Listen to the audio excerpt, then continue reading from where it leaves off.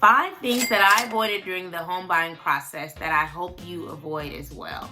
So if you're new here, my name is Jocelyn and I'm the founder of Real Estate Prep, which is a community for first-time home buyers that are looking for the tools, tactics, and resources they need to make the biggest purchase of their lives, and that is usually their first homes. So my goal is to humanize the home buying process for you and tell you the truth about things that people aren't telling you about online, okay?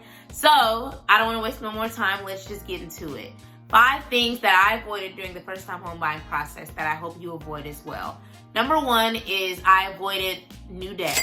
I avoided getting a new car. I avoided the big trip. I avoided any type of big purchase that will impact my debt and or credit, because the underwriter is responsible for basically pushing your loan through and saying she's good to go, he's good to go. And if they find discrepancies or issues in your files, that's going to negatively impact you. It's going to slow down the process of closing. It's going to make the seller agitated because they've already accepted your offer and now it's taking longer to close than expected, all because you decided to get new debt right before you close on your house.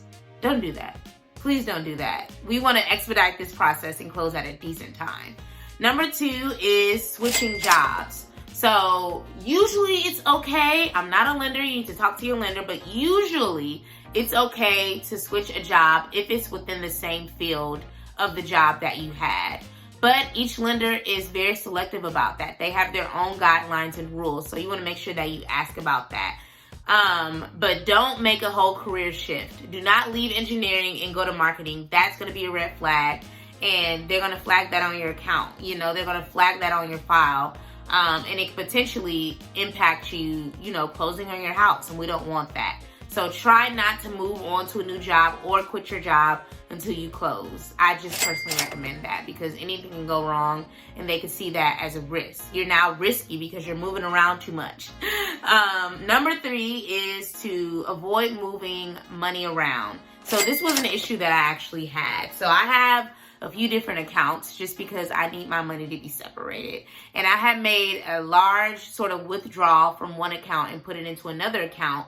And the account that I put it into, I didn't disclose, when I was getting pre-approved. So they were like, girl, what happened to this big amount of money that you took out of this account? Where is it?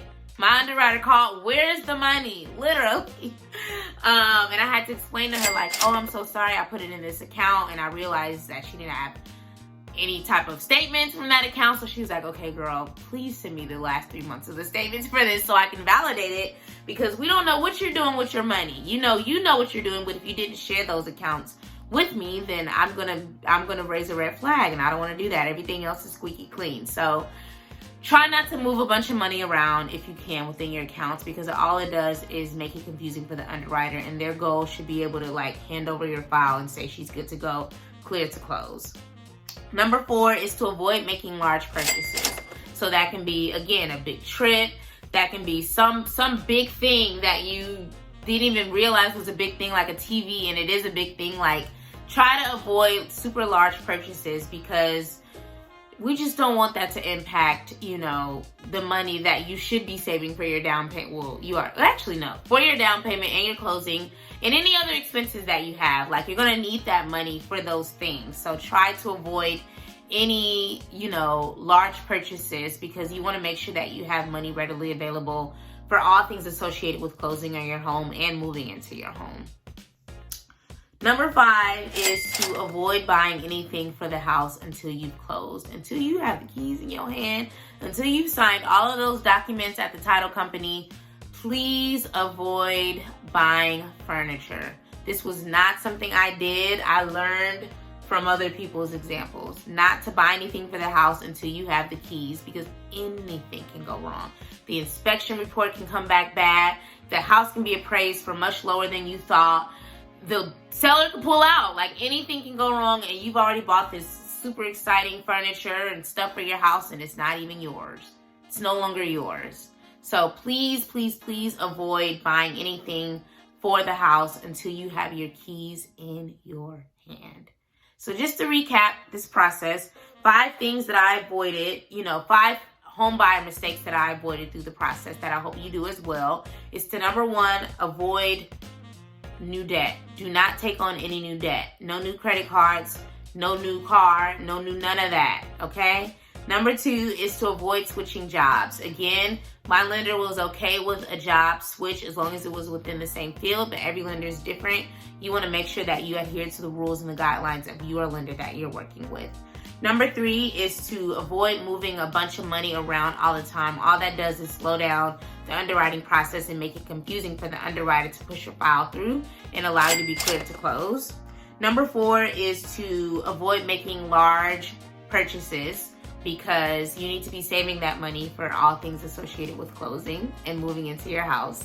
And then number 5 is to not buy any furniture until you have the keys in your hand. Do not buy anything for your house until you have the keys in your hand, because anything can go wrong. The seller could pull out, the house can be appraised for lower than you thought, the inspection can come back filthy, and you no longer want the house.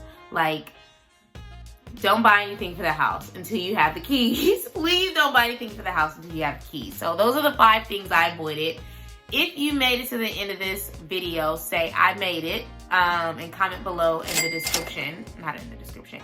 Comment below, I made it, in the comment section. And of course, let me know if you have any questions or concerns about the home buying process, or if you have any new ideas of things that you'd like to see covered or like me to cover. Because I want to make this helpful for you all and make it realistic for you all so that you're prepared on your journey and not surprised by these things that could potentially slow down or cancel out your whole contract. So thank you for watching. Please listen.